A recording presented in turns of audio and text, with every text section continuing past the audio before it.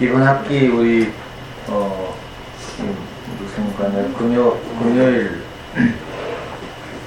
강의는 다음 주가 마지막이잖아.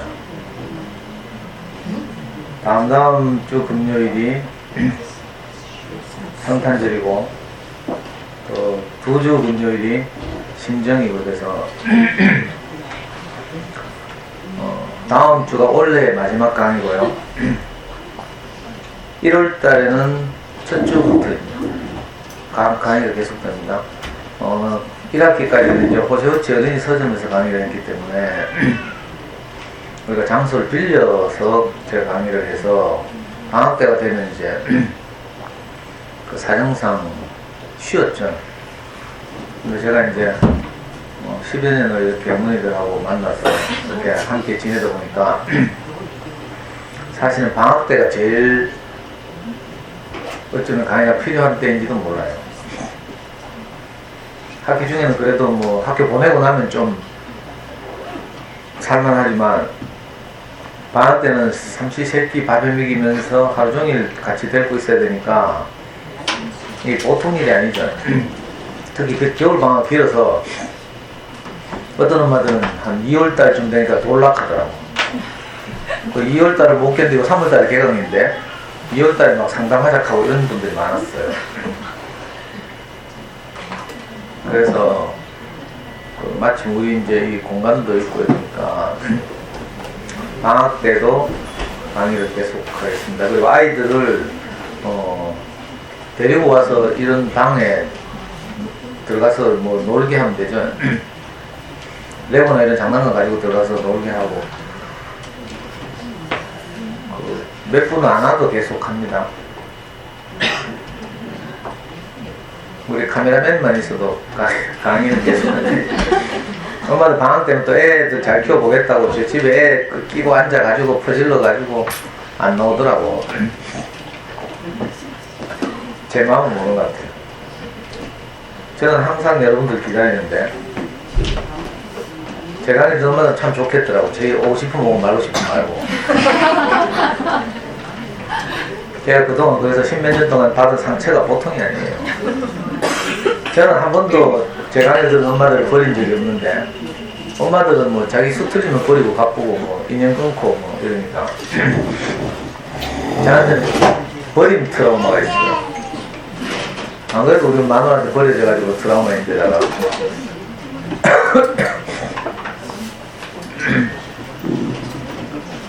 그래서 성탄절과 신정연휴를 쉬고 물론 다음 주는 합니다. 다음 주에 하고 1월 첫 주부터 강의는 계속 된다는 점. 지금 강의 내용을 고민하고 있어요. 저는 엄마들에게 유익하고 저한테도 보게 되는 이 그림책 읽고 생각나는 게 이게 참 좋아서 더 말할 그림책이 없을 때까지 이 강의를 계속하고 싶은데 어떤 엄마들은 또 공부법 이야기하니까 뭐 새롭다 해서하면서 또 반딧불도 좋아해서 지금 2주 연속 수요일마다 가서 강의를 했잖아요. 한 번은 책 읽기, 한 번은 뭐였지? 잠수의 영어공부법. 다음 주 수요일은 이제 생각하는 힘을 키우는 수학 공부법 하는데 우리 여기 제가 앞에 앉은 저하고 친한 엄마들이 하는 말이 그래 오랜만에 들어서 그런지 훨씬 새롭다. 그래서 1월달부터 어떤 강의를 해야 될지 좀 고민하고 있어요. 이게 다시 한 2, 3년 전처럼 잠수의 영어공부법이나 또는 이제 생각하는 힘을 키우는 수학 공부법을 아주 자세하고 차근차근하게 하나 기 정도 이렇게 진행해 나갈지 그건 지금 고민 중이에요. 뭘 하든지 제가 하는 건 똑같아요. 수학 공부 이야기 하는 척 하면서 유튜브에서 오신 분들 하더라고. 언제쯤 수학 공부 본론을 이야기하는 거 하면서 1시간쯤 듣는데도 잘 안 하고 그게 제 수법이죠. 수법. 잠수의 영어 이야기도 마찬가지고요. 그래서 하여튼 그 1월달부터 할 강의 주제에 대해서는 제가 지금 고민하고 있다. 그리고 또 하나 우리가 12월 18일 금요일이죠. 다음 주 강의 때도 말씀드리겠지만 12월 18일 금요일 저녁에는 우리가 송년 파티를 해요. 뭐라 하더라? 영어로 뭐 포트럭 파티 컨데스. 그 뭔가 싶어가지고 물어보니까 뭐라고? 음식을 각자 싸와가지고 뭐 나눠 먹는. 그럼 그걸 영어로 하지 말고 우리말로 하지. 그걸 젊은 엄마들 포트럭 파티라고 다 알고 있더라. 이제 대부분의 학교들이 기말고사가 17일날 끝나고요. 15일에서 17일 사이에 끝나고 또 정신없이 하여튼 우리가 연구소를 준비해서 찌고 볶으면서 이렇게 지내왔는데 벌써 이제 한 해가 저물어 가죠. 그래서 그 송년 파티 겸 뭐 성탄 파티 겸 연말이나 성탄 되니까 주로 가족들과 함께 보내더라고요. 저는 그때 했으면 좋겠는데 어머니들 일정이 다 바쁘시고 이래서 원래는 잠옷 파티 하려고 했는데 잠옷 파티가 아니고 12시까지 하는가? 왜 잠옷 파티를 안 하는 거지? 원래 잠옷 파티 캐가 애들이 좋아했는데 잠옷 파티 기억하기로 했어요. 근데 누가 또 12시까지만 하자고 하더라? 안 가려고 우는 애들 있다고 데리고 가는 엄마들이 12시까지 하니까 1년에 한 번쯤은 애 하자는데 하여튼 우리 생각으로는 1박 2일 동안 1박 2일 해도 1시 2시 되면 다 퍼지겠지 뭐. 가면 되고 가기 싫은 엄마들은 여기서 지내고 애들이 왜 우리가 처음에 아이들한테 잠옷 파티를 하겠다고 우리가 약속을 했거든요. 아이들 그건 너무 하고 싶어 하는데 어른들이 별로 허락을 하지 않고 저도 지금도 기억나는데 겸이가 초등학교 5학년 때인가 친구 집에 가서 자고 싶어 하는데 겸이 엄마가 저 굉장히 강의도 많이 변해서 유연한 것 같은데 자기도 어찌할 수 없는 어떤 영역이 있어서 딸이 5학년 때 친구 집에 가서 자겠다고 하니까 결사반대하더라고. 겸이는 너무 속상해하고 겸이 엄마한테 어릴 때 이제 상처가 있어서 그렇죠. 너무 두렵고 이래서 그래가지고 제가 막 잔소리하고 뭐락하고 이래가지고 이제 그때 갔나? 겸 친구 집 결국 가게 된 것 같아요. 이제 겸 엄마에 저를 원래 워낙 신뢰하니까 우리가 아이들을 뭐 죽을 때까지 안전하게 보호하면서 키우고 싶지만 사실은 이게 우리 마음대로 되는 게 아니거든요. 어찌할 수 없는 위험에 노출될 수도 있고 이렇죠. 그러니까 물론 최선을 다해야 되지만 내가 너무 막 이렇게 품에 안고 이렇게만 키울 수는 없어요. 그래서 아이들이 정말 좋아하고 하면 우리가 그 기회를 제공하고 물론 상대방 아이가 가서 집을 잘 알아야 하고 또 부모님들을 알고 안전한 곳인지를 알고 파악한 후에 사춘기 오빠가 있는지 없는지도 좀 살펴야 되고 그런 건 있지만 무턱대고 무조건 아무 집에 가서 재우는 건 아니죠. 하지만 아이들이 너무 그렇게 그 시기가 되면 하고 싶어하는 것들이 있거든요. 그 엄마들이 너무 두려워하지 말고 마침 외박암 시키면 애가 무슨 당장 시집갈 같이 생각하지 말고 이렇게 하는 게 좋죠. 그래서 이제 겸이도 보고 이렇게 아이들 보면서 정말 저거 좋아하는구나 이걸 알게 됐어요. 이 옷을 참 좋아하는구나. 우리 명혁이도 어릴 때 이제 교회 이모 삼촌들이 놀러 오거나 하면 자고 가라고 계속 붙잡았어요. 왜 혼자 크니까 외롭잖아요. 엄마 아빠하고 있어 보여 아빠하고 있어 보여 맨날 뭐 공부나 하러 가지 뭐. 그러니까 누가 놀러 오면 항상 자고 가라고. 우리 아이들은 그렇게 굉장히 사회적이거든요. 소중한 친구들, 이웃 삼촌들 굉장히 이제 소중하게 생각하고 이러죠. 우리 생각과 완전히 달라요. 어제도 내가 희한한 경험을 했는데 어제 1학년들하고 이제 책법 수업을 하는데 어제 우리가 다룬 이제 책이 뭐더라? 기분을 말해봐라는 책이에요. 1학년 국어활동 교과서에도 실린 책인데 내용 별로 없어요. 이제 아이들로 하여금 기분을 말하도록 유도하는 책인데 1학년 4명을 이제 두 팀으로 나누어서 이제 기분을 말해보게 하고 그 진실하게 솔직하게 기분을 말하면 제가 이제 좋은 점수를 주고 이렇게 이제 경쟁을 붙였어요.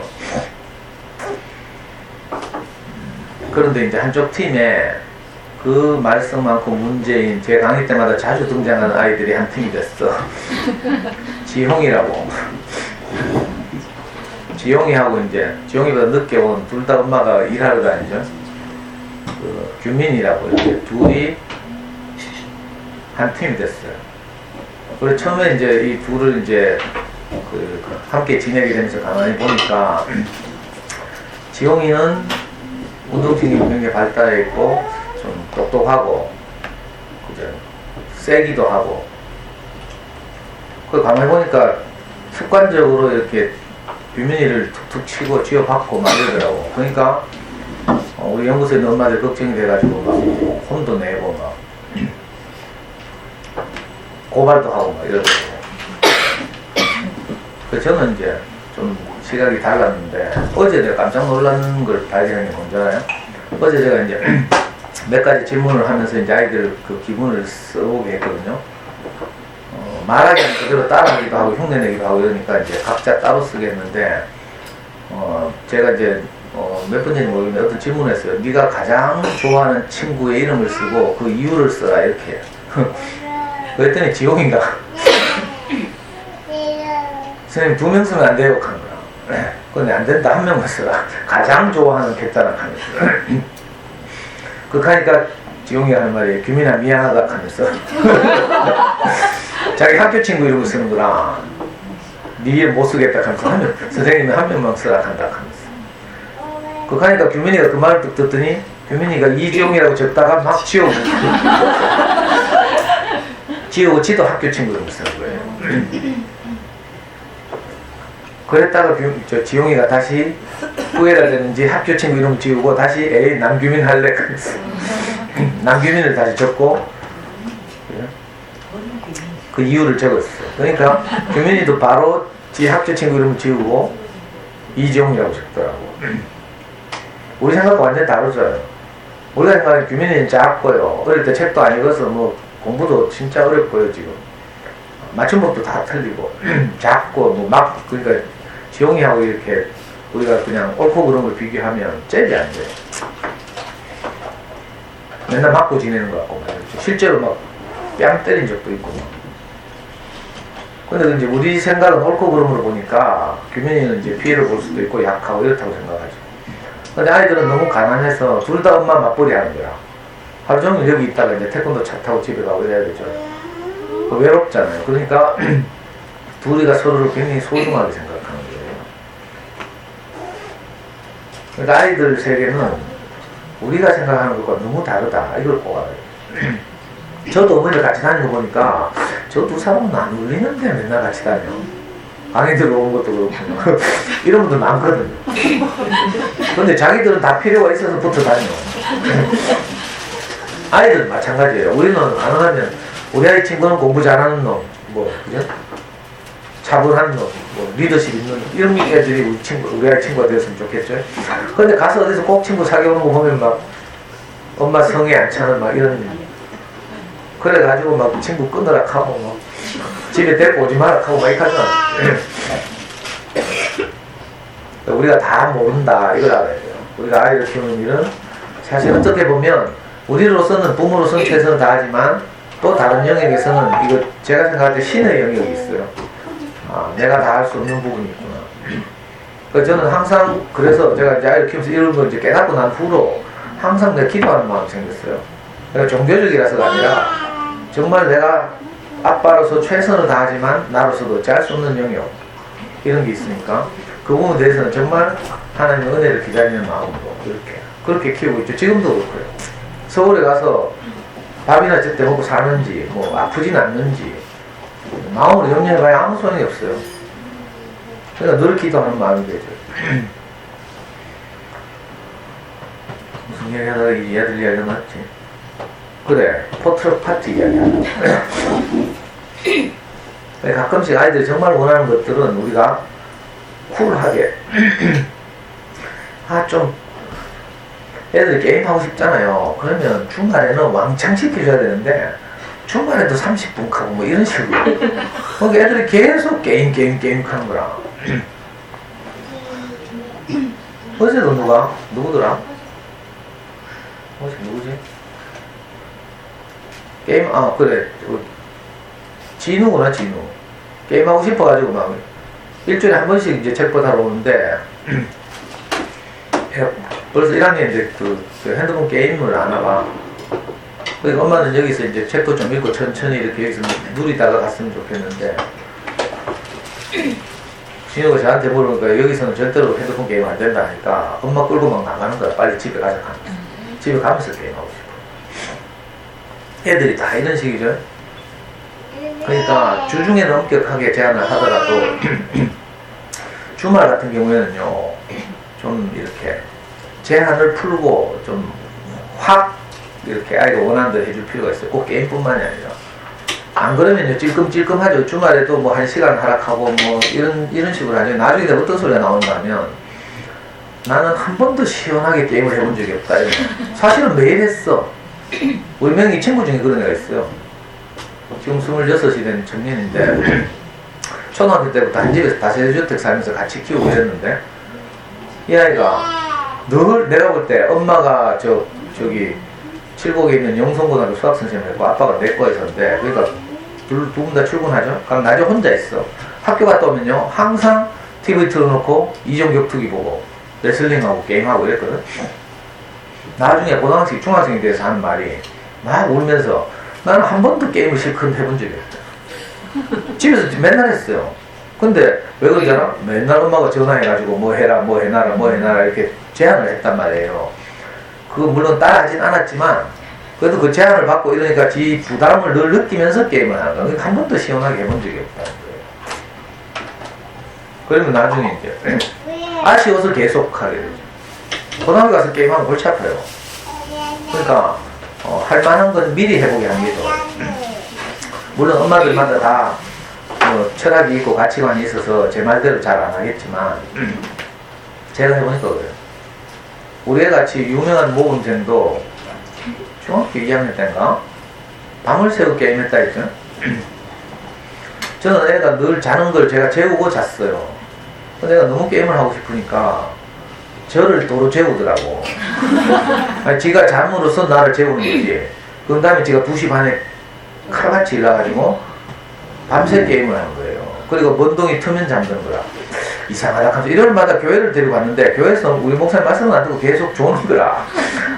야가 사춘기라서 그런가 뭐 이렇게 나중에 알고 보니까 계속 먼동이 틀 때까지 게임하고 아빠 깰 때쯤 되면 다시 자고 이런 생활을 반복하니까 그걸 제가 감쪽같이 몰랐어요.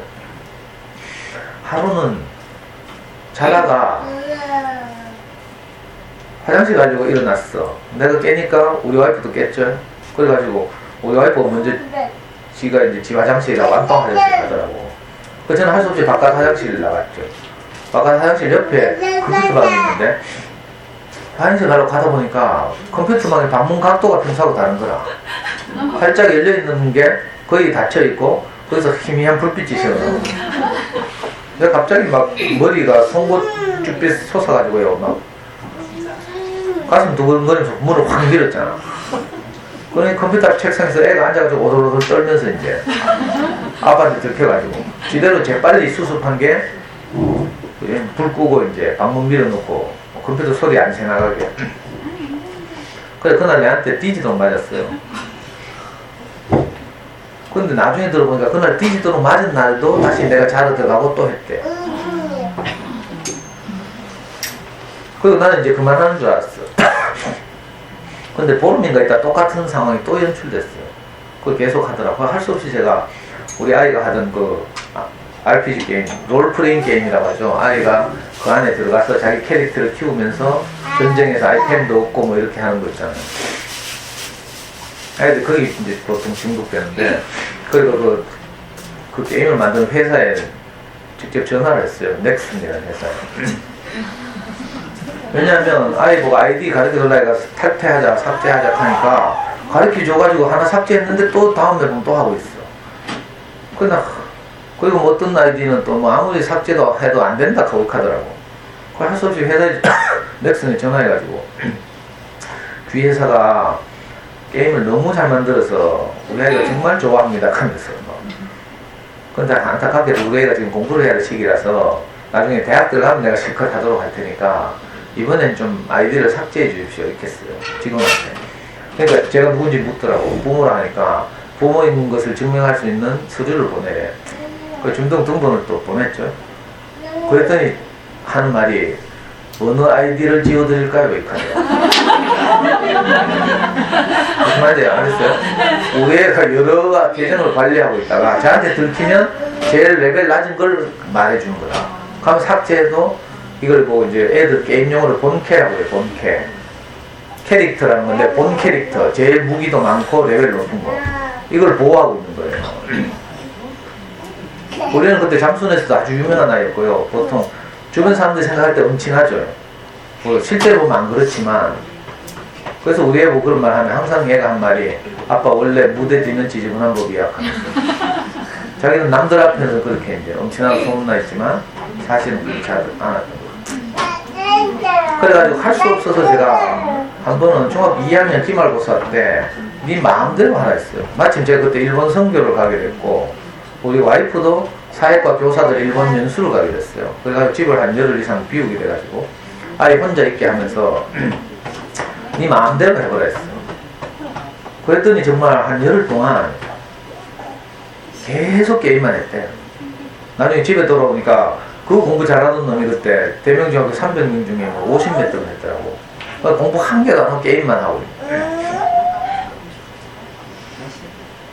근데 그 경험이 아주 중요했어요. 그 어떻더라 하니까 뭐라 하더라? 실컷 하고 나니까 좀 궁금하대 하면서 그래도 또 하고 싶어 이렇게 하더라.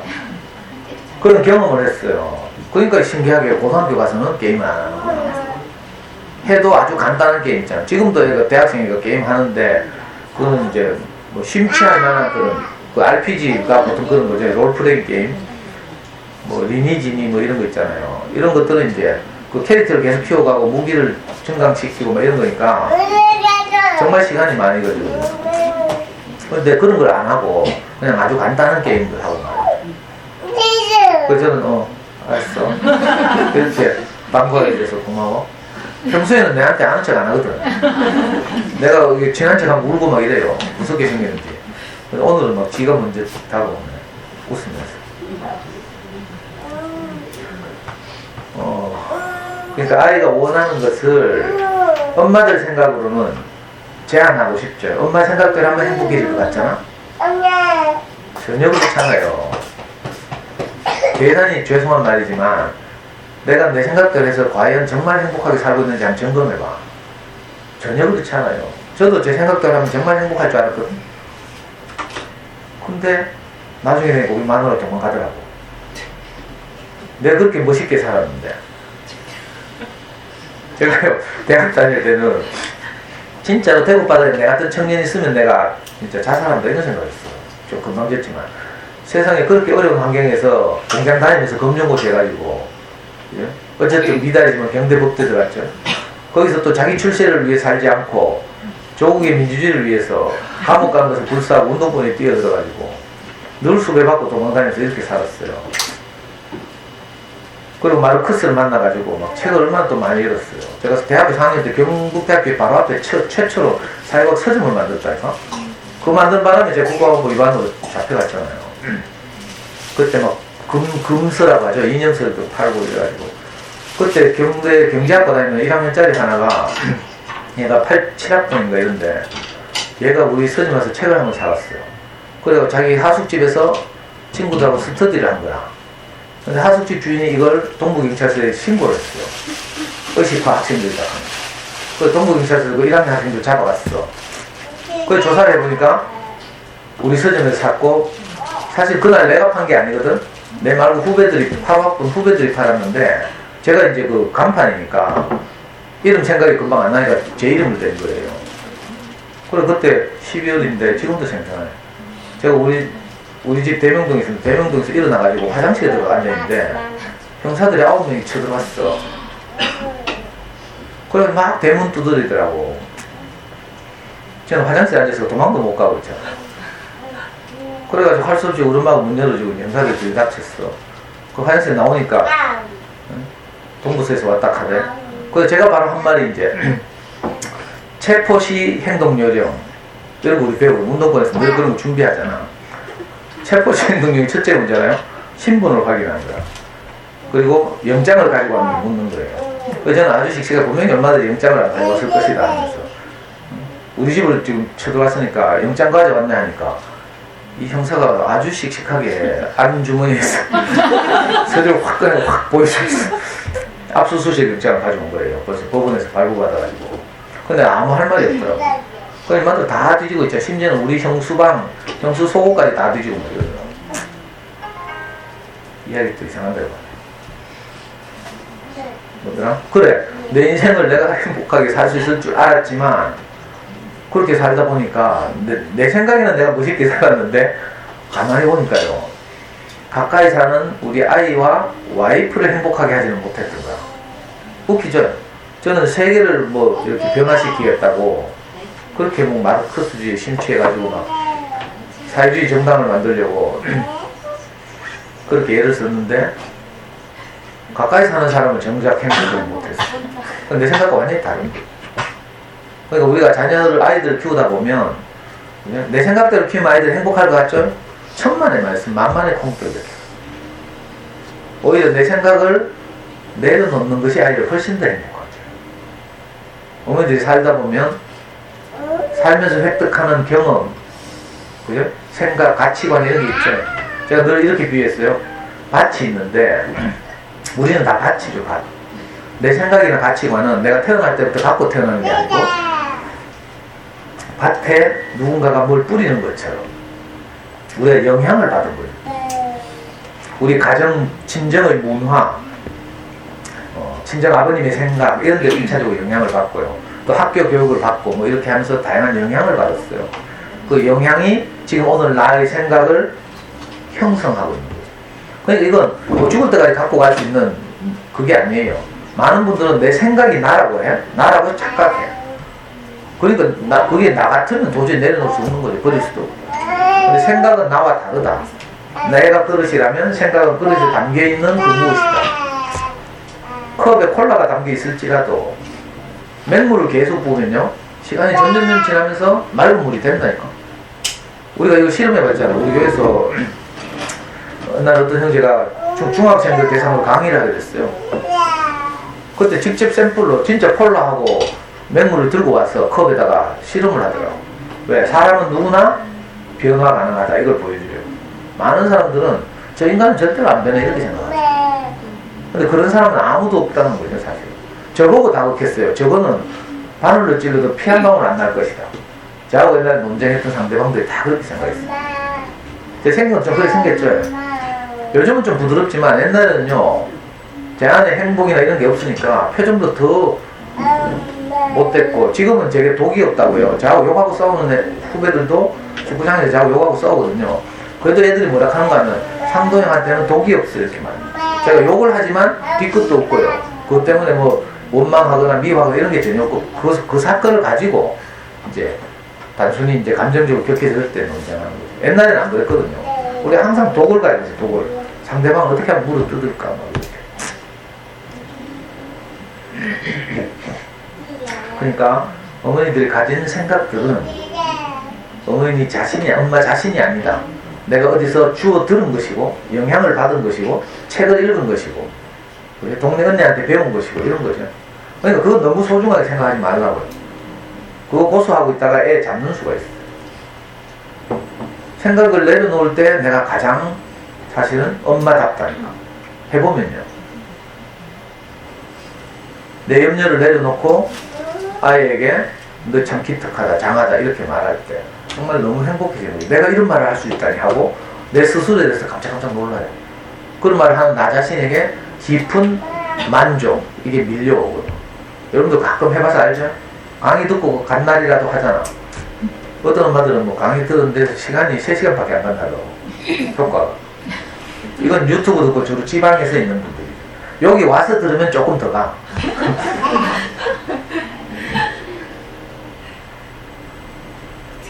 포트락 페스티벌 한다는 것이 이렇게 오래.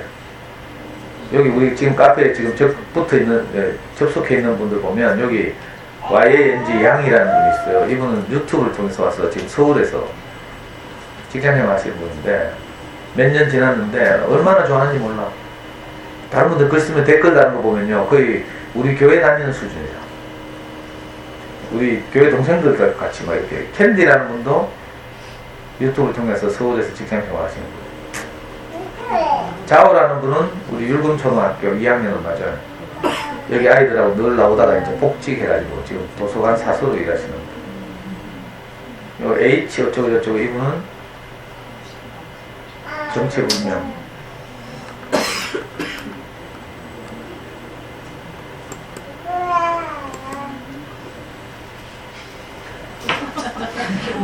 강의를 들었다네요. 강하경? 어디서 많이 듣던 일인데. 복디, 니는 강의 안 듣고 왜 여기서 접속해 있노? 어? 조디 정혜라는 이름을 가지고 좋아하는구나. 저 엄마는 3대째, 아이고, 세 자매째 제 강의 듣고 있어. 호시오치 초창기에 12년 전에 제일 먼저 제 강의 들은 분이 저 우리 복디님 언니예요. 언니, 큰 언니. 강의를 듣고 지금은 이제 강의를 듣는 엄마들 중에 이상하게 이제 저하고 이렇게 제가 사는 걸 보고 가까이 와서 이웃이 돼서 지금 살고 있죠. 그리고 그 다음에 우리 저 모기님하고 같이 들었던 둘째 언니가 또 있어. 이 둘째 언니도 우리하고 함께 살고 있죠. 그리고 이제 세 번째 막내인데 막내가 제일 찔겨. 말 제일 안 듣고. 근데 희한하게 또 자기 주변에 좋은 엄마들 데리고 와가지고 저 우리 지금 영어 교실에서 같이 일하는 분 대화명이 뭔지 알아요? 현숙씨 대화명이 정의 친구죠. 정의를 따라왔다는 뜻이에요. 그러니까 자기는 잘 안 오면서 저 좋은 친구들 데리고 와가지고 그 포탈 페스티벌을 18일 저녁에 한다. 그러니까 지금 우리 카페는 공지를 안 하는 것 같다. 엄마들 카톡방에만 하는 거야? 어? 내가 공지한다고? 내한테 뭐 내용을 줘야 공지를 하지. 올라오고 있잖아요, 단톡에. 그대로. 그걸 내가 타이핑하라고? 내용을 뭐 정리해서 이메일로 보내주든지 뭐. 그대로 그냥 올리겠습니다. 그래가지고 우리 저 연구소에도 수업 안 하는 분들 강의 듣는 엄마들 중에 있잖아요. 이런 기회에 아이들 데리고 와서 아이들 적응하고 친하게 지내고 하는 기회를 줬어요. 좀 복잡하긴 하겠지, 많이 오니까. 어? 지금까지 60명이라고? 말도 안 된다. 애들 포함해서요. 그만큼 돼? 다 지금 60명으로 지금 현재까지 60명 지금 다 뛰고 그래, 있거든요. 여기 있는 엄마들 오지 마란 말이야, 그러면? 지금 뭐 60명에 가서 볼맨 목소리로. 아니, 좋다고. 사랑지. 그래, 복잡한 것도 못 견디는 엄마들은 빨리 가고 뭐 이런 거지 뭐. 아니면 요 근처 엄마들 집도 좀 빌리고 해가지고.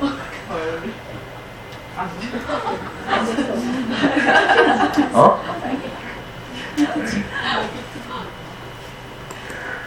오늘 또 제가 책을 한 권 기증 받아왔는데 태풍에 대처하는 방법, 초등학교 3학년 정도 수준의 책이죠. 출판사 푸른숲 준이요. 유명한 출판사예요, 푸른숲. 이 저자가 정현철 선생님이라고 대곡고등학교 국어 선생님. 우리 와이프하고 한 학교 근무해요. 그래서 제가 이제 아이들한테 동화 작가와의 만남 주선하려고 초청을 했더니 자기는 부끄러워서 그런 건 못하고 지금 자기가 지은 책들을 계속 우리한테 기증하고 있거든요. 여러 번 기증받았어요. 출판사가 좀 메이저 출판사에 나오는 거 보니까 잘 쓰시는 분 같아요. 제가 직접 읽어보진 않았어요. 초등학교 3학년 이제 이 집 딸이 여기 월성동 산다네. 우리 진짜 이 집이 이 선생님이 월성동 산대. 월성 포스코나 뭐 아니면 뭐야 내면 이 정도 살겠죠. 그래서 제가 기회가 되면 우리 연구소에 불러서 아이들하고 이제 작가와의 만남 이런 시간을 가져보려고. 오늘 우리 어머니들하고 지금 몇 분이지? 함께 오늘은 목숨을 걸고 제가 12시를 안 넘기려고 애기들 어린애들 데리러 가야 되는 엄마들인데 저는 헤어지기 싫어가지고 자꾸 많이 말하고 싶은데 오늘 함께 나눌 책은 점이라는 책이에요. 이거 유명한 책인데 상은 뭐 못 받았네. 주제로 봐서 이거하고 비슷한 책으로 제가 즐겨 이렇게 강의 때 소개하던 책은 고맙습니다 선생님 이런 책 있죠.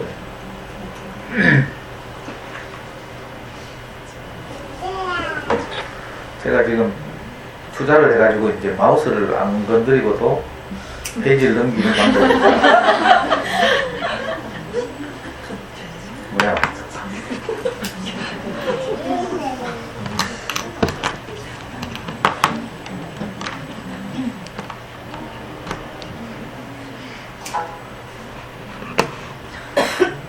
이런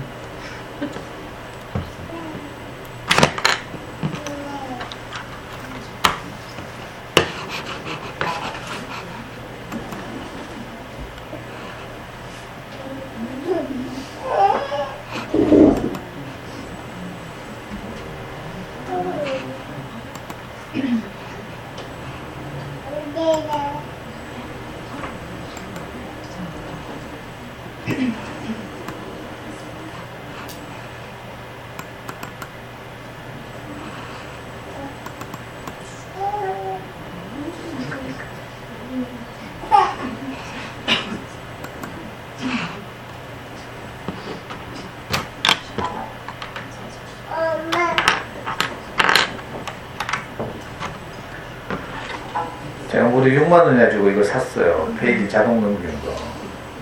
학교 강의하러 가면 이거 학교에서 다 빌려주거든. 근데 반대골도서관 강의하려고 해요. 이거 파워포인트에만 되는 줄 알았더니 그게 아니고 이 마우스 역할을 하네? 봐요? 뭐라고? 왜 웃어요? 네? 잘했다고? 아니 현정씨 뒤에 분 처음 보는 분이다? 네, 우리 카페 대한명 있어요? 카페 아직 안 들어갔고 그 옆에는? 처음 왔어요. 카페 안 들어갔고 네, 저는 어제 반딧불 처음 가고 아. 그리고 오늘 카페 가입. 우리 연구소 전에 어떻게 왔다 했죠? 아 상담을 한번 쌤이. 그게 어떻게 하고 왔다 했어요 상담하러? 누구 소개로 예, 나는 어머니. 만나가지고 예. 그다음 뒤에 분 보미님 그 다음에 참참참님 맞죠? 그 다음에 안 가입하는 분 네, 저분 가입하는 날에 한번 쏠라고 안지는 오래됐는데 절대 가입 안 하는 우리 지묘동에 가면요 제가 지묘동 한들마을 도서관이라는 곳에 가서 3년 동안 강의를 했는데 그래서 만나서 지금 제가 같이 성경 공부하는 엄마가 있어요. 그 엄마의 대화명이 뭔가 하면 아날로그야. 처음 만났는데 옷은 모든 옷은 항상 목 끝까지 단추를 잠그고 신용카드 없고 휴대폰 없고 무슨 말인지 알겠어요? 그래서 제가 대화명을 우리 카페 가입하면서 아날로그라고 지었다. 그것도 절대 안 가입하는 걸 몇 년을 설득해가지고 그 생각이 나요. 그리고 또 처음 오신 분 우리 저 제일 뒤에 참 감사라는 대한명이라 했죠? 난 누군가 했네. 동도초등학교? 2학년? 옛날에 내 동도초등학교에서 강의했는데 작년인가? 재작년인가? 못 봤죠? 여기 또 1학년 동도초등학교 1학년 엄마 있지? 누구야? 세훈이 동도초등학교야? 또 오늘 처음 보는 분 재영이 엄마 맞지? 그 다음에 더나 엄마 유정이 엄마 지훈이 엄마 그 뒤에 처음 뵙네. 아 구성치 강의 때 그때 끝에 2번 정도 왔다가. 설치 때요? 네. 누구 따라? 저 혼자 홀로. 진짜요? 어떻게 하고? 그 유튜브 보고 강의 듣고 왔다가. 집이 어디에요? 감삼동 후반대로 그래요? 아, 유튜브 보고 왔다고? 그리고 다시 아 일하다가 이제 지금 이제 일 안 하고 그래서 시간이 돼서. 예, 아이고, 혼자 오기가 쉽지 않은데. 낯선데 잘 오셨네. 또 처음 뵙는 분. 그 뒤에는 우리 수정씨 옆에 대학이 뭐더라? 아, 프레티. 네. 집이 범어동이라고 했죠? 애 학교는? 동산촌.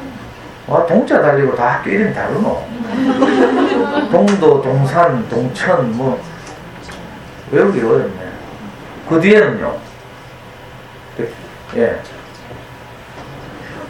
에? 대하면? 혁명초등학교에서 오신, 맞죠? 가끔씩 오면 내가 기억을 못해요. 매주 와야 기억을 해. 또, 수목님 옆에 처음 뵙는 분 있나? 따라와요. 아, 같이 왔어요.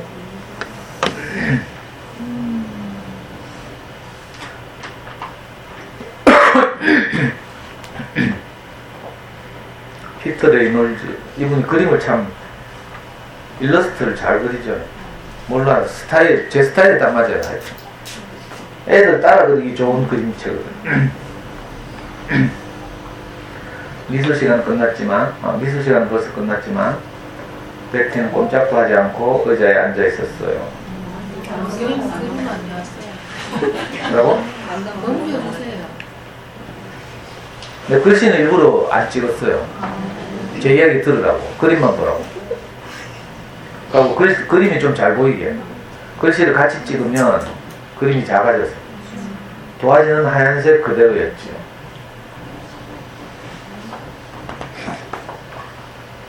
미술 선생님은 한참 동안 하얀 도화지를 들여다보더니 말씀하셨어요. 와, 눈보라 속에 있는 북극곰을 그렸네? 놀리지 마세요. 저는 아무것도 못 그리겠어요. 베티가 대답했어요. 선생님은 선생님은 빙그레 웃으셨어요. 한 번 더? 어떤 것이라도 좋으니 한번 시작해보렴. 그냥 네가 하고 싶은 대로 해봐. 베티는 연필을 잡았어요. 그리고 도화지 위에 힘껏 내리꽂았어요. 여기요. 선생님은 도화지를 들고 한참을 살펴보셨어요. 그리고 도화지를 베티 앞에 내려놓으며 조용히 말씀하셨지요.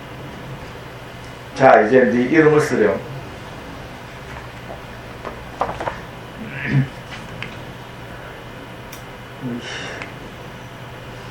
베티는 잠시 생각하더니 말했어요.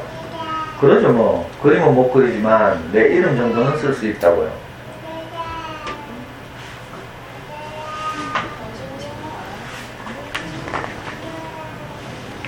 일주일 뒤 미술 시간. 베티는 선생님 책상 위에 걸린 액자를 보고 깜짝 놀랐어요. 번쩍거리는 금태 액자 안에는 작은 점 하나만 있었거든요. 베티가 내리꽂았던 바로 그 점 말이에요.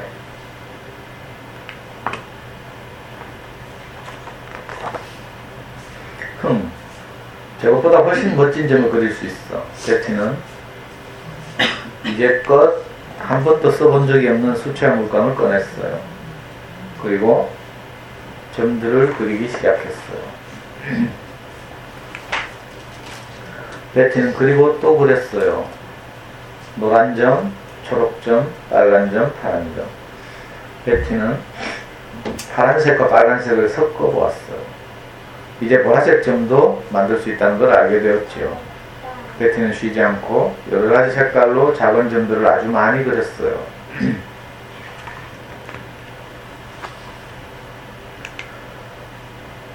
작은 점을 그릴 수 있으니까 아주 커다란 점도 그릴 수 있을 거야. 베티는 넓은 도화지에 큰 붓으로 여러 가지 색깔을 섞어 커다란 점을 그렸어요. 심지어는 색칠을 하지 않고도 커다란 점을 만들었죠. 무슨 말인지 알겠어요? 가운데 커다란 점이네, 그죠? 저는 이거 몰라도 한참 봤어요. 얼마 후 학교에서 미술 전시회가 열렸어요. 베티가 그린 점들은 인기가 대단했어요.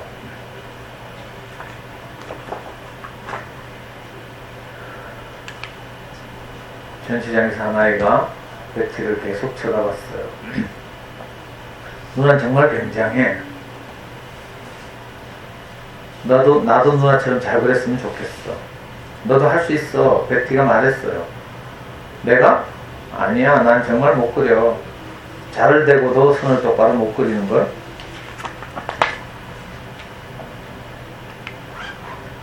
베티는 빙그레 웃었어요.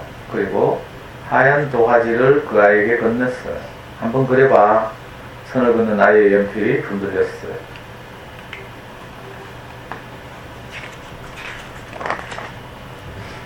베티는 그 아이가 그린 삐뚤삐뚤한 선을 한참 바라보더니 말했어요.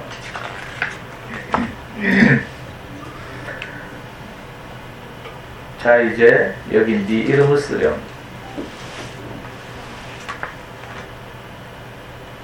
이 끝이.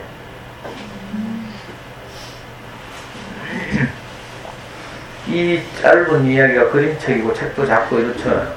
이게 어떻게 아이들 그림책이겠어요. 우리 읽으라고 만든 거죠, 사실. 이게 간단하고 짧은 그림책인데 이 책을 읽을 때마다 이상하게 코끝이 찡해요. 저도 이제 이렇게 잘 안 되지만 이 선생님처럼 점 찍었는데 거기다 뭐 이름 쓰라고 액자만 더 걸어주고 이게 참 안 돼요. 우리들 다 그렇죠. 사실은 우리가 늘 이제 뭐 듣고 아는 이야기지만 아이들은 이렇게 자기를 알아가지고 자기 마음을 알고 이러면 더 잘하거든요. 근데 우리 이상하게 이제 마음이 바쁘고 불안하고 쫓겨서 항상 우리 안에 있는 옳고 그름을 가지고 아이들을 판단하고 평가하고 이러죠. 아이들 늘 이 평가에 노출되어 있기 때문에 쫓기고 긴장하고 두려워하고 그래서 여러 가지 현상들이 일어나요. 제가 옛날에는 이제 이걸 모원병이라고 말했는데 일본의 어떤 교육학자가 엄마에게서 기인한 모든 병들을 통틀어서 모원병, 근원이 엄마에게 있는 병 이렇게 말하더라고. 그래서 한때는 예를 들어 틱이라든지 뚜렛이라든지 뭐 이런 거 있죠. 이제 뭐 과잉 행동을 한다든지 이런 것들도 있고 유전적이고 생물학적인 거 말고는 대부분 이제 엄마들에게서 우리에게서 기인한 그런 아이들 현상인데 손톱 무릎뜯기도 그렇고 처음에는 제가 이제 젊을 때 강의를 할 때는 이걸 모원병이라고 이제 씩씩하게 이야기를 했는데 제가 제 스승으로부터 어떤 말씀을 듣다 보니까 사실은 엄마에게도 죄가 없어. 그죠? 우리도 무엇이 우리에게 영향을 미쳐서 우리 안에 옳고 그름이 생긴 거거든요. 그러니까 우리도 죄가 없고 어떤 놈이 우리에게 불안감을 뿌린 거야. 그래서 제가 그다음부터 모험병이라는 말을 잘 안 쓰게 됐어요. 엄마들을 비난하거나 엄마들을 판단하는 이런 이제 용어니까. 이 베티도 마찬가지로 지가 어찌 할 줄 몰라가지고 이런 거예요. 최근에 우리 카페에 그 규민이 엄마가 며칠 전에 글을 올렸어요. 규민이 처음 우리 연구소에 왔을 때 내가 절대 받지 말자고 반대했거든. 애 너무 불안하고 엄마가 일단 제 강의를 안 들었고 우리 6개월 이상 들어야 되잖아.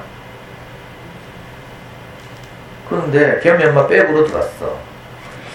겸이 엄마의 신랑의 친구의 와이프가 겸이 엄마한테 소개를 받고 자기 이제 남편 친구 집에 놀러 가서 겸이 엄마를 만난 거죠.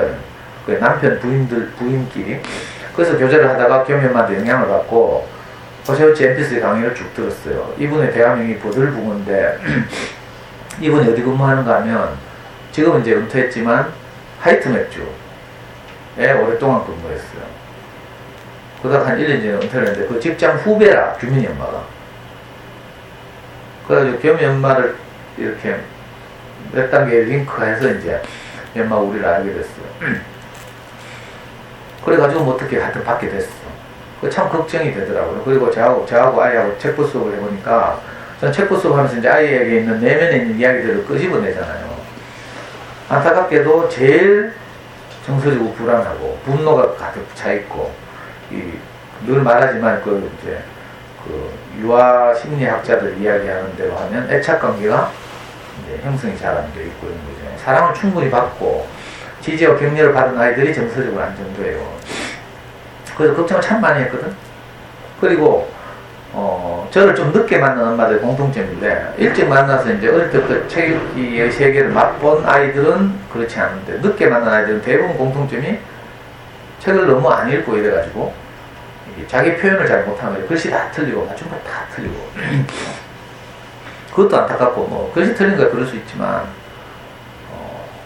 공격적인 성향을 가지고 있고 어떤 경우에 이제 마음을 표현하는 이런 거 해보면 내가 참 그래서 제가 아이들하고 수업한 걸 엄마들한테 잘 안 보여주죠. 다 폐기 처분하는데 엄마들 상처받을까 봐. 옛날에 제가 그런 경험 있다 했죠.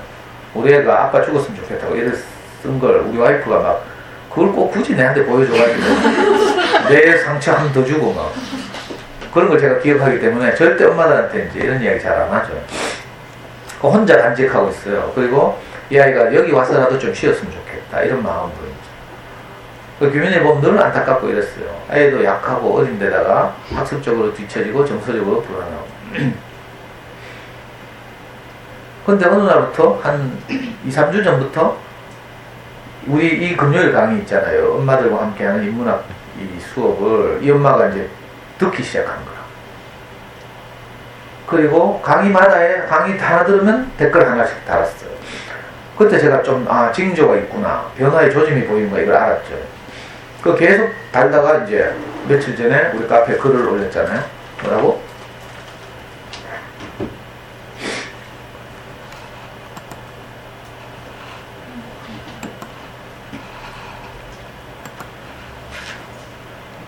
이 글이 이거 부끄러운 엄마였지만 이제는 충분히 기다려주는 엄마로 살 겁니다. 전 이 글을 읽으면서 막 눈물이 났어요. 혼났어요.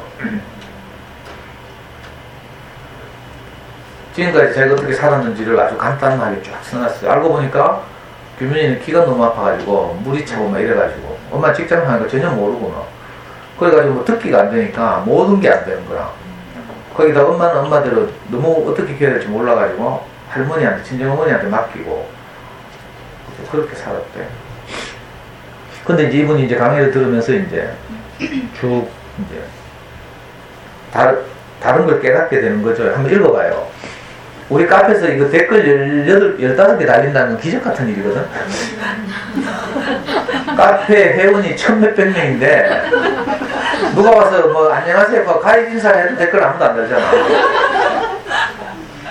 이런 신기한 카페 잘 없어요. 아씨 내 휴지 요 딱 놔두도록 하는데 항상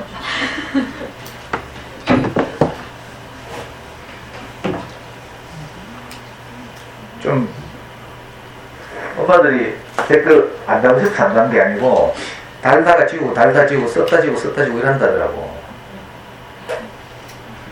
제가 그 마음을 모르는 거 아니에요. 내가 써놓고 나면 너무 유치하죠. 그래가지고 좀 부끄러워서 지우기도 하고 있는데 하여튼 너무 감동적이라 가지고 이렇게 꼭 한번 읽어봐요. 지금 너무 행복하다잖아. 왜냐면 어떤 이야기가 자기한테 들린 거예요. 규민이가 어떻든지 간에 내한테 참 소중하고 대견하고 자랑스럽구나 이걸 알게 된 거예요. 존재만으로. 우린 다 그 아이에게 있는 소유를 가지고, 소유라는 게 돈 이런 것만이 소유가 아니에요. 아이가 가지고 있는 기능, 능력 뭐 이런 거 있죠. 학습적인 성취 정도 이런 것도 다 소유죠.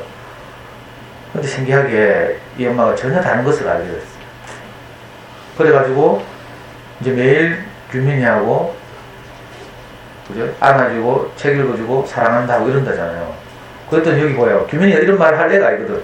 자꾸 책 보면서 뭐라고 쓴 줄 알아요? 엄마를 찌르고 싶어 이렇게 썼어. 엄마한테 사랑을 받고 싶은데 그 어린애가 사랑을 못 받은 상태에서 동생이 또 태어났어. 그러니까 모든 관심이 동생한테 가죠. 동생 있는 애들이 다 이래요. 큰 애들이. 어제 책 보면서 지용이가 뭐라고 썼는가 하면요. 내가 이제 규민이를 노리고 어떤 질문을 했어. 최근 소식을 알기 때문에 제가 어떤 질문을 했는가 하면 엄마가 너희들을 안고 진심을 다해서 사랑해라고 말할 때 너희들 기분이 어떤지 써라 이렇게 했어요. 그랬더니 지용이 대답이 뭔지 알아요? 참 좋아요. 왜냐하면 동생만 안 사랑하니까 이렇게 써놨어요. 무슨 말인지 알겠어요? 맨날 동생만 사랑하다가 이제 자기도 사랑한다는 거야. 그래서 기분이 좋았지. 엄마들이 이게 지혜로운 처신이 필요하다 이런 뜻이에요. 물론 동생도 사랑해야 되지만 큰애들도 엄마가 나를 깊이 사랑하는구나 이걸 알 수 있도록 늘 표현해야 되는데 우리는 항상 니는 언니니까 니는 형이니까 이렇게 밀쳐내는 거죠. 우리 목사님 잘 하시는 게 뭔지 알아요? 우리 목사님 만난 모든 제자들은 어떤 착각을 하고 있는가 하면 우리 목사님은 자기를 제일 사랑한다 이렇게 알고 있다니까. 카사노바 같죠? 스페인의 유명한 바람둥이 카사노바가 그렇다 하대. 카사노바를 만난 모든 여자들은 카사노바가 정말 자기를 사랑했다고 생각합니다. 카사노바도 극하대. 그 여자를 만날 때는 정말 그 여자만 사랑했대. 이게 말이 되는지 모르겠지만. 그래서 우리가 지혜롭게 엄마로서 각각의 아이들이 엄마는 나를 정말 사랑하는구나 이렇게 느낄 수 있도록 우리가 표현하고 이럴 필요가 있는 거죠. 그게 잘 안 되면 이제 지용이 같이 이제 동생만 사랑하고 자기는 늘 이제 컸다고 이제 밀쳐두고 이러니까 좀 불안해지는 거죠. 제가 그래서 우리 9월달 강의 때부터 매주 지용이 이야기 했잖아요. 지금 어떻게 된 줄 알아요, 지용이? 석 달 조금 지났는데 얼마나 지금 잘하는지 몰라. 기적이 일어났어요. 표정도 달라, 표정도. 엄마들이 봐야 되는데 한 번 시끄럽거든. 지용이가 어느 날 지엄마가 휴가를 내고 연구소에 왔는데 엄마가 와서 그런지 좀 오버해가지고 뭐 하라 하니까 우리 집중 듣기 해야 되잖아요. 집중 듣기하고 수학 공부를 해야 되는데 하라고 하니까 안 한대. 네가 그거 안 하면 여기 우리 우리하고 못 지낸다니까. 그럼 딴 데 가지 뭐 하면서 어디 가니까 에듀플렉스 가겠대. 그래가지고 신발 신고 에듀플렉스 간다고 하면서 나가더라고. 지금하고 나가지. 그래 잘 됐다 하면서 그럼 그거 빨리 가라 하면서 우리가. 그랬더니 나갔다가 다시 들어오더라고. 지가 신발 벗고. 그 엄마는 이제 알고 있는 거죠. 벌써 엄마가 다 내맡겼어요. 에듀플렉스 가보고 지용이 지름한데 다 가봤겠죠. 엄마는 이제 전혀 그런데 흔들리지 않는데 지용이 얼마나 머리가 좋은지 알아요? 우리가 집 때문에 돈 받는 걸 다 알아. 그러니까 지가 나갔다 하면 우리가 붙잡을 줄 아는 거라. 머리 보통이 아니에요, 1학년짜리가. 그래, 그날 모기 이모한테 정식으로 사과하고, 너가 앞으로 정말 진심으로 제대로 하겠다고 말하지 않으면 이제 니하고 더 이상 못 된다 하고, 모기 이모가 딱 선을 그었어. 그래가지고 지용이 자존심 때문에 몇 시간을 버텼다니까? 1시간인가 이상을 버티다가, 결국은 현숙 이모하고 모기 이모 앞에서 자기 입으로 앞으로 열심히 하겠습니다 하고 딱 선포를 했잖아. 걔가 그럴 애가 아니거든. 그러고 나서 그다음부터 딱 이게 완전히 그게 달라졌어. 얼마나 기특하게 하는지 몰라. 어제도 책도 쓰고 하는데 애들 있잖아요. 무슨 논문 쓰듯이 있잖아. 와, 너무 감동했어 내가. 규명이도 그렇고 진호도 그렇고 전부 다. 근데 내가 그 질문을 딱 했죠. 엄마가 진심으로 안고 사랑해라고 말했을 때 느끼는 너희들의 기분을 써봐 이렇게 했거든요. 근데 규민이가 뭐라고 대답한지 알아요? 근데 정확한 기회가 나는데 너무 하여튼 좋았대. 뭐 행복했다 했는지 좋았다 했는지 모르겠어요. 초등 1학년 버전이니까 그 이유를 쓰가 있어요. 뭐라고 쓴지 알아요? 엄마는 원래부터 나를 사랑했으니까 이렇게 썼어요. 그 말 읽고 내가 막 아유, 이 엄마가 제대로 이제 아이한테 표현하기 시작한 거죠. 그러니까 애가 그걸 금방 아는 거야. 엄마는 우리는 원래부터 아이를 사랑하잖아요. 그런데 원래부터 사랑하는 그 깊은 마음을 우리가 덮여있고, 당장 지금 뭐 어떤 문제가 일어난 거, 여기에 주목해서 우리가 막 이렇게 하니까, 애들은 아직 어리고 이래서 그 깊이 숨어있는 엄마의 원래 마음을 모르는 거라. 그리고 어쩌면 어머니들도, 엄마들도 그거 잘 몰라요. 내가 얼마나 아이를 사랑하고 있는지 잘 모른다, 이거. 덮여서. 속고 있는 거죠. 그래서 뭐 어떤 때는 막 애 너무 미워 죽겠어요 막 하잖아. 내 말 안 듣고 막 말대꾸하고 문제 일으키고 막 이러고 막 미워 죽겠죠. 이게 전부 이제 덮여있어서 그런 거죠. 무엇이야? 마치 옛날에는 농사를 잘 지을 수 있는, 경작할 수 있는 땅이었는데 거기 개간해서 좋은 씨를 뿌리면 좋은 열매가 날 텐데 그만 있잖아요. 다목적 댐 만든다고 있잖아요. 밑에서 또 막아. 그럼 어떻게 돼요? 수몰되죠. 물이 흘러내려서 차가지고. 옛날에는 그래서 사람 살던 땅이 지금은 물 밑에 가라앉아 있어요. 물에 덮여있는 합천댐도 그렇고요. 충주댐도 그래요. 그런데 가보면 옛날에 그 고향을 잃어버린 거예요, 그 사람들은. 마을 전체가 물에 잠기니까. 그러니까 전에는 분명히 좋은 씨를 뿌리면 날 수 있었는데 우리를 그 덮어버린 그 큰 불안감 뭐 이런 거 있죠. 세상이 그렇게 돌아가면 경쟁하고 더 나아져야 되고 높아져야 되고 성취를 더 많이 해야 되고 그죠? 이런 무한 경쟁의 시대에 우리가 노출돼 살다 보니까 우리도 모르게 나도 모르게 뭐가 물이 와서 덮어버렸어. 그래서 원래 내가 좋은 것을 열매 맺을 그런 삶을 살 수 있었는데 하루를 살아보면 그렇거든요. 늘 제가 드리는 말씀이지만 내가 하루를 살아서 남는 건 그거밖에 없어요.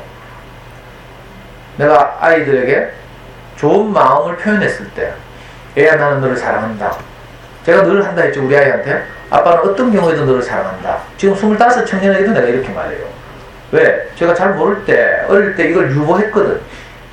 정말 내 마음은 그래가지고 저는 초등학교 1학년 때 아버지 돌아가시고 나서 제 인생이 너무 험하게 살았잖아요. 그 말로 다 할 수 없는 상처가 저게 있는데 그 남들 다 중고등학교 다닐 때 제가 공장에 다니면서 이렇게 검정고시를 했는데 책이 없어가지고 형이 공부하다 버린 방구석에 돌아다니는 책 그걸 가지고 공부하고 그랬거든요. 그래서 제가 아이를 낳았을 때 나는 정말 우리 아이를 내가 겪었던 아쉬움을 겪지 않게 하고 키우고 싶었어요. 아마 어머니들도 그럴 거라. 어머니들 성장하는 과정에서 아쉬웠던 것을 우리 사랑하는 아이들에게는 절대로 겪게 하고 싶지 않다. 다 이런 마음으로 키우죠. 마음은 이런데 이 상황이 그게 안 되는 거야. 그래가지고 맨날 혼내고 있어요. 내 아쉬움을 그죠? 겪게 하지 않게 하는 것이 결국은 공부 많이 해가 열심히 해가 좋은 데 가는 거라고 생각한 거야. 그래서 저는 늘 우리 아이한테 서울대학교 가면서 근데 결과적으로는 아이하고 저하고 점점 거리가 생기고 아이는 아빠를 두려워하고 이렇게 원래 내 의도는 이게 아니었거든요. 내 아쉬움을 겪지 않고 행복하게 살기를 바랐는데 내가 뭐에 덮여 있으니까 불안감에 덮여 있으니까 결과적으로 아이하고 점점 멀어지더라고요. 그래서 제가 이 소중한 표현을 늘 유보하고 살았죠. 제가 우리 스승을 안 만났으면 아마 우리 애가 죽었거나 아니면 우리 애가 가출했거나 내하고 부자 연을 끊었거나 뭐 이랬을 거라 아마. 저는 한번 뚜껑 열리면요 이게 조절이 안 돼. 어머니들은 그래도 뭐 한 2시간 하면 정신 차리죠. 저는 사이코라 가지고 뒤지도 패도 화가 안 풀려요. 옛날에 어떤 일이 있었는가 하면 우리 아이를 잘 키우겠다고 아이 초등학교 3학년 때 각종 특수박물관 견학을 방학 때마다 다녔어. 주말에도 다니고. 하루는 대전에 갔어. 대전에 가면 화폐박물관이 있거든요. 지질박물관도 있고 좋은 거 많아. 하루는 화폐박물관에 갔어요. 대전에 있는 제 친구 집, 우리 교회 친구 집에서 자고 친구 집에서 자면서 그 친구의 아들이 우리 애하고 또래가 있어. 그래가지고 논이라고 아침을 안 먹는 거라. 화폐박물관 가서 견학하면 배고픈데 아침 든든히 먹고 가야 되는데 내가 몇 번 캤어. 좀 이따 배고프다고 짜증내면 안 된대. 근데 애는 그런 게 없잖아요. 어디니까. 그 앞으로를 모르는 거지. 그래서 뛰놀다 그냥 아침 굶고 화폐박물관 간 거라. 이놈의 화폐박물관 가니까 매점도 없어, 실내에. 근데 그 잘 돼 있잖아. 2시간을 돌아보고 각국의 훈장 뭐 이런 거 화폐 다 보고 뭐 1층에 내려오면 뭐 화폐 유저지피 식별하는 이상한 렌즈 보고 뭐 근데 이마 이게 중간쯤 돼가지고 계속 짜증을 내는 거야. 배고프다고. 그것도 저한테는 못 하지. 지 엄마한테. 그 지 엄마가 미치려고 하는 거라. 애가 질질 따라다니면서 계속 뭐 그거 화폐박물관을 견학하고 누리는 게 아니라 엄마 절절히 따라면서 배고프다고 뭐 어떻게 뭐 먹을 거 내나. 근데 화폐박물관 안에는 대책이 없어요. 그래가지고 제가 그걸 보다 안 해가지고 봐라. 아까 캤지? 아침 그래서 빨리 물어 캤지? 옳은 말만 한 거죠. 제 말 다 옳죠? 다 옳은 말만 했어. 그러니까 니 지금부터 입 다물으래 하면서. 근데 이게 계속 질질거리는 거야. 그게 갑자기가 아니지. 예고된 뚜껑이 제가 열려가지고. 화폐공항에서 애를 질질 끌고 주차장까지 왔잖아요. 주차장 우리 차 옆에 봉고차가 하나 서 있다고. 봉고차 옆에 애 세워놓고 막 열받아가지고 거기서 주먹으로 때리고 발로 차고 막. 그 같이 후배 가족하고 같이 갔는데 후배 가족들이 형 차마락하고 막 말리라고. 이 새끼들 안 비키나 하면서 뭐 더 열받, 말리면 더 열받죠. 신랑이 뭐 그거 한 마디씩 하면 더 열받잖아. 해봤죠? 아이고, 나중에는요, 내가 제어가 안 되는데, 아빠, 애는 너무 두려워하고 있잖아. 나중에는 화폐박물관이 어디 있는가 하면 대전에 가면 조폐공사 안에 있어요. 조폐공사가 뭐 하는 곳이에요? 돈 찍어내는 곳이죠. 곳곳에 CCTV가 다 설치되어 있어요. 그 위에서 CCTV로 제가 애 때리는 걸 보고 경비실에 연락을 한 거야. 그 경비 아저씨가 출동을 했어. 보니까 어제 경찰국 비슷하더라고. 또 화폐박물관 경비 아저씨들이 와가지고 막 지금 상부에서 지금 지시가 내렸다 하면서 여기서 이러시면 안 됩니다. 안 그랬으면 그날 어떻게 됐을지 몰라요. 얼마나 열받는지 막. 애 키우면서 내가 가장 미안한 기억은 몇 가지가 있거든요. 그 중에 하나가. 근데 다행히 애는 지금 기억을 못 하더라고. 하나님이 망각이라는 선물을 주신 게 얼마나 감사한지. 우리가 저지른 행한 그 수많은 저지레들 생각하면요. 우리는 다 아동학대로 잡혀가야 되고 애들은 다 고아원에 가야 되고 이래요 사실은. 엄마라는 이름으로 남보다 더 우리가 거칠게 하잖아요. 우리가 이게 우리 안에 있는 이 불안감 원인이 끝을 알 수 없는 그죠? 이런 것들 때문에 우리가 그렇게 하죠. 근데 신기하게도 아이들은 그렇게 자라는 게 아니고 이 피터 레이놀즈가 말하는 것처럼 이 아무것도 아닌 작은 일에 칭찬함으로써 자존감이 확 보내는 거죠. 어제 제가 일부러 그 규민이한테 그 질문을 했거든요. 엄마가 정말 그런 표현을 지금 하고 이제 이러니까 이 글에서 나온 것처럼 우리 규민이가 너무 좋으니까 엄마한테 자기도 뭐 엄마 사랑해 하고 이런다잖아요. 그 전에 안 그랬다 했죠. 제가 여러 번 책 보수를 하면서 아이 안에 있는 상처를 끄집어내서 상처라는 것들을 말하고 이러면서 이제 치유되거든요. 그래서 이런 작업들을 제가 책 보수를 통해서 계속 하고 있어요. 처음에 규민이가 그런 표현했을 때 너무 안타깝고 이랬거든요. 엄마가 강의를 들어야 되는데, 엄마가 강의를 들어야 되는데, 근데 이 이야기를 우리 목임한테 여러 번 했어요. 근데 이게 어떻게 흘러 들어갔는지 엄마가 듣기 시작했고, 다행히 들으면서 뭘 깨닫기 시작하고, 전혀 다른 이제 아이를 대하게 됐죠. 그래서 제가 어제 규민이한테, 그 아이들한테 그렇게 물었어요. 엄마가 너희들을 무릎에 앉혀놓고 정말 진심으로 사랑해라고 말했을 때 너희 기분이 어떠냐고 했더니, 규민이가 그 맞춤법이 틀려. 제가 지금 읽어낸 건요, 이거 아주 저만이 읽어냈어요. 너무 기분이 좋았는데 행복했는데 그 이유는 원래 엄마가 나를 그렇게 사랑했기 때문이라는 걸 알았다. 그걸 맞춤법 다 틀리게 써놨어요. 근데 내가 그 말 듣는데 내가 울컥해가지고 애들 점수를 주는데 대단마다 이제 팀을 짜서 경쟁을 시키니까 애들 굉장히 진지하게 자기 생각을 표현하거든요.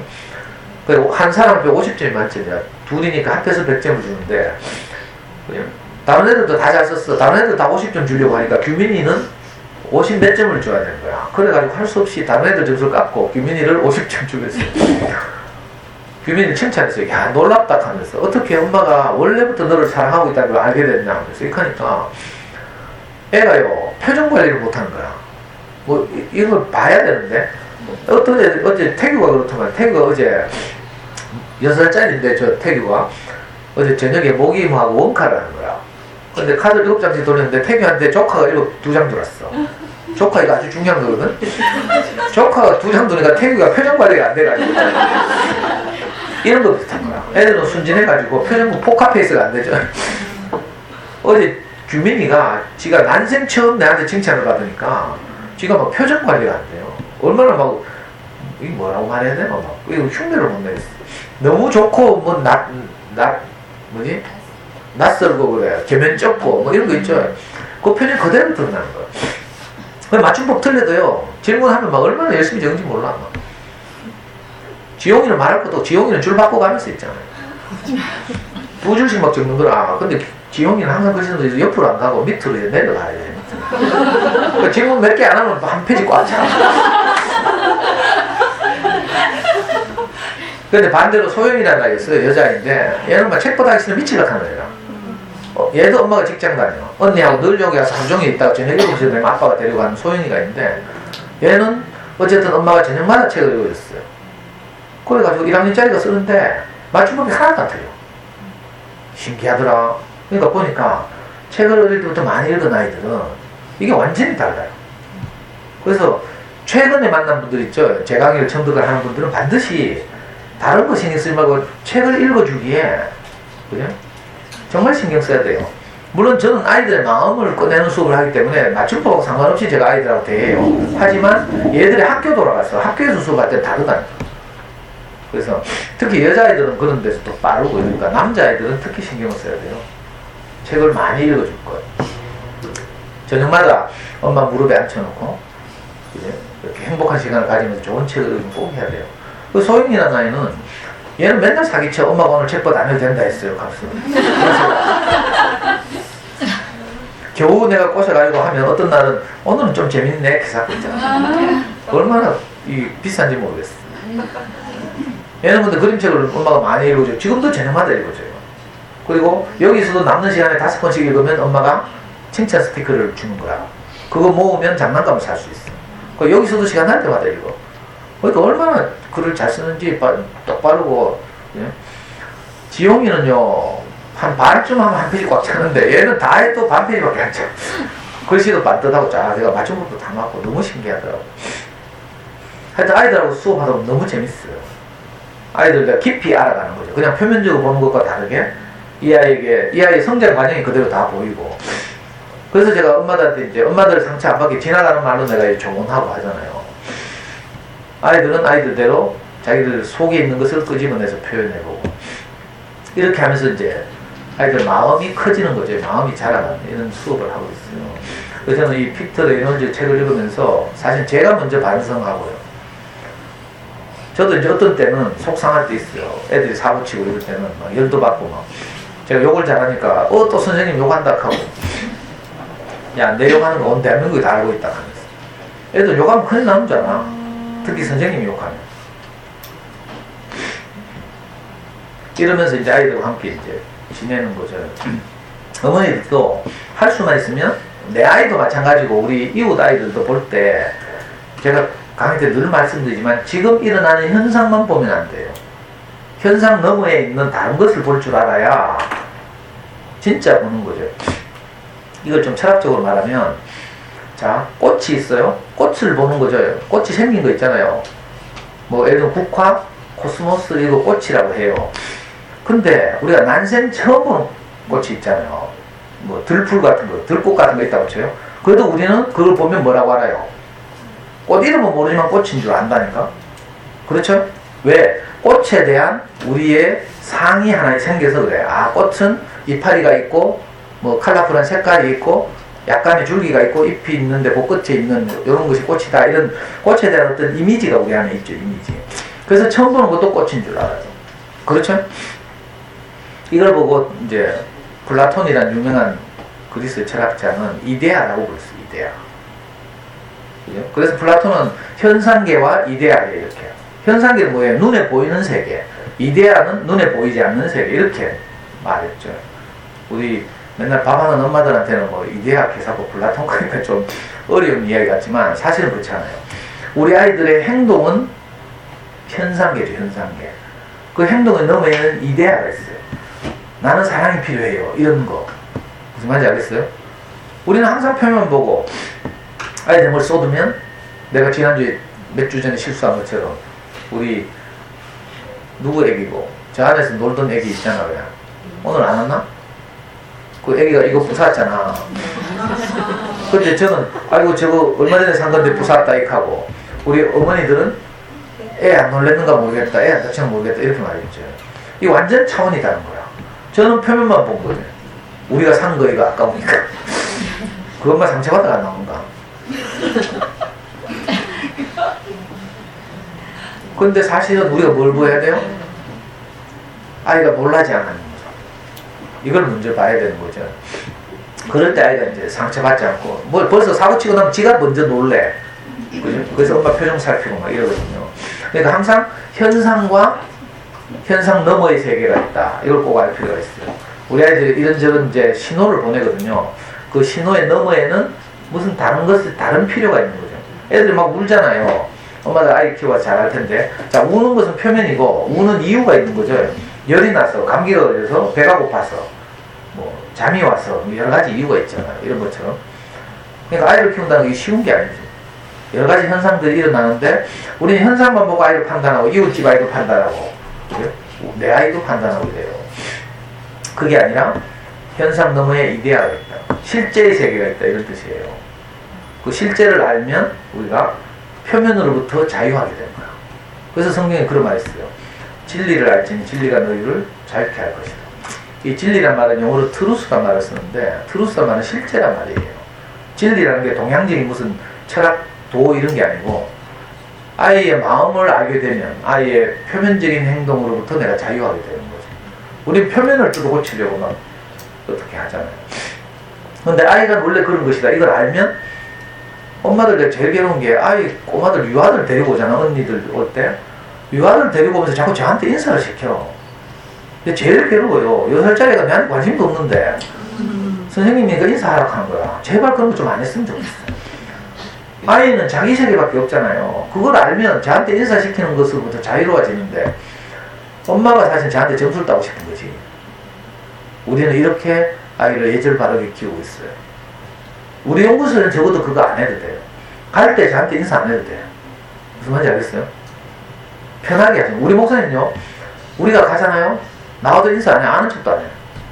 왜? 이제 가족이기 때문에.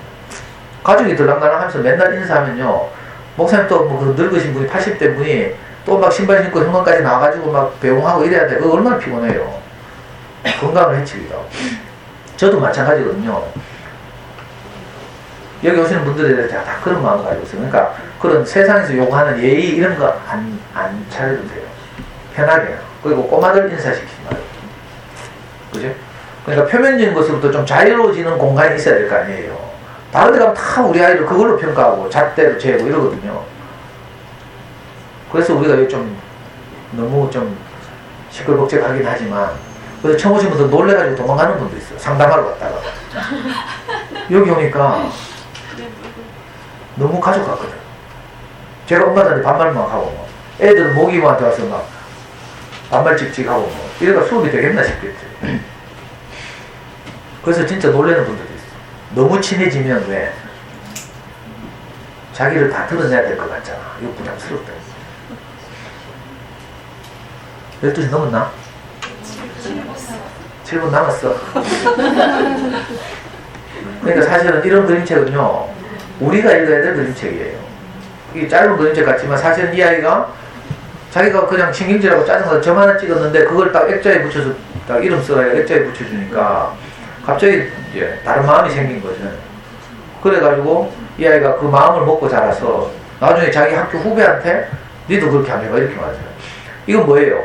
우리는 먹는 대로 표현하는 거예요. 듣는 대로 표현하는 거죠. 아이도 똑같아요. 자기가 대접받는 대로 누구를 대접하는 거라. 이 신기하죠? 그래서 우리 초등학교 3학년 아이들 자꾸 수학 공부하는 아이들이 뭐라 하는 줄 알아요? 어떤 애가 학교 가서 다른 평가를 쳤는데 자기 옆자기 시험을 개판으로 친 거야. 그러니까 엄청 틀렸대. 근데 이 아이가 와서 엄마한테 하는 말이 그 애는 아직 개념이 흔들려서 그런가 봐. 욕하더라고. 무슨 말인지 알겠어요? 초등학교 3학년짜리가 그 말 어디서 들었겠어요? 저한테 들었거든. 니는 개념이 지금 아직 안 잡혀서 이래 어렵지. 니는 개념이 잡힌 건 다 잘하더라. 내가 이렇게 늘 말하거든. 사실 애들 그래요. 개념 잡히면 다 잘하게 돼 있어요. 개념이 안 잡혀서 흔들리니까 틀리는 거라. 제가 애 초등학교 3학년짜리한테 늘 그 말 하거든요. 3학년 애들 아직 유연해가지고 제가 하자는 대로 잘 따라해요. 고집 피우지만 변화해. 근데 이놈의 5학년들은 좀 늙어가지고 좀 쇠퇴에 찌들어가지고 저항이 심해. 3학년 아직 유연하더라니까. 그 아이들한테 제가 하는 말을 아이들 그대로 좋은 말이니까 그대로 받아들여서 아 개념을 정확하게 이해해야 수학 공부 잘하는구나 하는 것이 자기들한테 들어온 거죠. 그러니까 옆자각에 일어나는 현상을 보고 그렇게 표현하는 거예요. 그러니까 우리가 아이들에게 어떤 마음으로 대하는가, 어떤 마음을 말로 표현하는가가 내일의 우리 아이를 있게 하는 거예요. 그러니까 함께 우리가 그렇게 키워야죠. 개별적으로 흩어져서 이게 참 어려워. 아파트 공간이 분리돼가지고 내가 우리하고 1대1로 만날 때는 내가 곧 미치는 되잖아요. 엄마들도 사회화가 필요하니까 사회화. 내가 여러 명하고 함께 있으면서 우리 애한테 그걸 못하죠. 막 눈으로 째려보고 막 이렇게 하지. 거기서 막 고함 지르고 이렇게 못하거든. 이게 제한을 받는 거거든요. 우리는 이렇게 서로 제한을 받으면서 이렇게 살 필요가 있어요. 혼자 잘 키우려고 하지 말고 그러니까. 내가 그래서 제일 좋아하는 속담 이야기를 늘 했어요. 한 아이를 키우는데도 온 마을이 필요하다. 마을의 지지와 격려를 받으면서 이렇게 아이를 키워야죠. 그런 의미에서 저는 우리 이 공간이 너무 소중하다는 생각이 들어요. 그리고 이렇게 날씨도 그렇고 비도 오고 춥고 한데도 늘 시간을 내서 오시는 분들에게 너무 감사하고 옛날에 우리 목사님이 그런 말 했어요. 지금 저보다 형들, 목사님 수제자들이 대학생 때 우리 목사님이 그 대학교 동아리 CCC라는 기독교 동아리에 간사였거든요. 그래서 학생들이 자기를 찾아서 문을 열고 들어오는 학생들을 보고 우리 목사님이 자기가 너무 행복하니까 그때 뭐라고 말했는가 하면 저 문을 열고 들어오는 사람마다 복이 있다 이렇게 말했어요. 그때 CC회관이 어디 있었는가 하면 남남 캐바레 바로 같은 건물이에요. 저 남문시장에 가면요, 남문시장 알아요? 거기 남남 캐바레라고 지금 없어졌나 봐요. 유명한 그 아줌마들 맨날 춤추러 오는 캐바레가 있었어. 그 캐바레가 들어있으니까 건물 세가 싸거든. 그래서 우리 목사님 그 건물에 새 들어서 이제 학생들하고 성경 공부하고 이랬는데 그 험한 곳에 학생들이 목사님 만나서 말씀을 듣고 싶어서 젊은 대학생들이 문을 열고 들어왔잖아요. 그러니까 우리 목사님 너무 그게 고맙고 이래가지고 저 문을 열고 들어온 사람마다 다 복이 있다 이렇게 말했어요. 그리고 그 대학생들이 지금 다 자라서 60대가 됐어요. 우리 목사님 수제자들이죠. 어떤 한 형이 제가 가장 절망적일 때 우리 와이프 도망갔다가 이제 우리 목사님 중재로 겨우 돌아오고 저는 이제 그 목사님이 저보고 고시 공부라고 했는데 서울에 올라와서 고시 공부하다가 안 하던 공부하니까 허리 디스크가 걸렸어요. 몇 달 만에 다시 내려왔어요. 그래가지고 늘 하루 종일 집에 방바닥에 누워가지고 아무것도 못하고 우리 명예이 학교 보내고 돌아오면 알림장 체크하고 이것만 하고 있었어요. 그때 저보다 8살 많은 형이 우리 집에 찾아와서 예? 우리 명예이를 앉혀놓고 그때 뭐라고 말했는가 하면 제 표면은 완전히 형편없죠. 그죠? 완전히 세상에서 지멋대로 살다가 다 망하고 이제 아무 희망 없이 허리 디스크 걸려서 집에 있는 35살 된 34살 된 청년이었는데 그때 그 형이 저를 보고 우리 명예를 안고 명예 그때 4살이었어요. 뭐라고 하는가 하면 명예가 지금은 너 아빠가 저렇게 아무것도 못하고 이렇게 아파서 집에 있지만 장차는 너희 아버지가 자라나서 뭐라 하더라? 우리 아이한테 하여튼 뭐냐? 온 세상에 복음을 전하는 사도가 될 것이다 이렇게 말했어요. 4살짜리한테. 사실은 4살짜리한테 한 말이 아니고 저하고 우리 와이프 들으라고 한 말이에요. 저는 표면적으로 아무것도 볼 게 없는 청년이었어요. 근데 그 형은 아까 말대로 현상을 보는 게 아니라 현상 너머에 있는 미래를 본 거죠. 그 말이 그때 무슨 의미하는지 저는 몰랐거든요. 시간이 흐르면서 그 말이 늘 생각나. 나중에 어떻게 된 줄 알아요? 저는 그 형을 따라서 그 형이 이제 목사님이 연로하시고 이러면서 그 형이 진짜 세계 선교를 다니게 됐거든요. 그래서 저는 그 형을 졸졸졸 따라다니면서 항상 그 형이 세상 사람들 어떻게 행복하게 하는지 중국도 따라가고 일본도 따라갔어요. 그러면서 그 형이 세상 많은 사람들 어떻게 행복하게 하는지를 그죠? 마음을 표현하는 거 늘 따라 보고 배웠죠. 그래가지고 제가 자랐어요. 나중에는 어떻게 된지 알아요? 이제 드디어 제가 미국도 가고 일본도 가고 중국도 가고 이제 혼자 가게 됐어요. 무슨 말인지 알겠어요? 어떤 마음을 받고 그죠? 우리가 좋은 마음으로 자신감, 자존감이 높아지고 이렇게 하면 점점 자라요. 점점 자라면 우리가 한 번도 생각하지 못했던 일을 하게 되는 거예요. 우리 아이들이 지금은 아주 작고 어리고 꼬마들이죠. 근데 우리가 어떤 마음을 자꾸 표현하고 잘한다 하고 격려하고 사랑한다 하고 이렇게 크면 이 아이들이 잘 자라서 어떻게 되겠어요? 시집가서 또 지구 아이들을 놓고 또 자기 아이들을 또 그렇게 키울 거예요. 정말 행복하게 살게 된다니까. 행복이 멀리 있지 않고. 저도 그런 말을 듣고 자라서 지금 저를 보고 다 기적이라 겪이죠. 제 과거를 아는 사람들 저를 보고 기적이라 겪죠. 제 요즘 강의를 듣는 분들 세상에 저런 선생님이 있나 하고 막 어떤 분은 저보고 뭐 선생님 눈이 너무 맑아요 하고 아이고 우리 저 봉헌동에 오시는 분들 유튜브 통해서 오시는 분들 보면 뭐 연예인 만나러 오는 기분이었다 하고 막 근데 원래 제가 그런 인간이 아니거든요. 다 저도 어떤 말을 듣고 자존감이 높아져서 사람의 마음과 마음을 가지고 이렇게 소통하는 것 이걸 배운 거죠. 우리 어머니도 저와 함께 그렇게 살았으면 좋겠고요. 우리 목사님 그때 말씀하신 것처럼 저도 담대하게 그렇게 말할 수 있어요. 우리 정문을 열고 들어온 분들마다 다 행복하게 될 것이다. 늘 이렇게 와주셔서 감사합니다.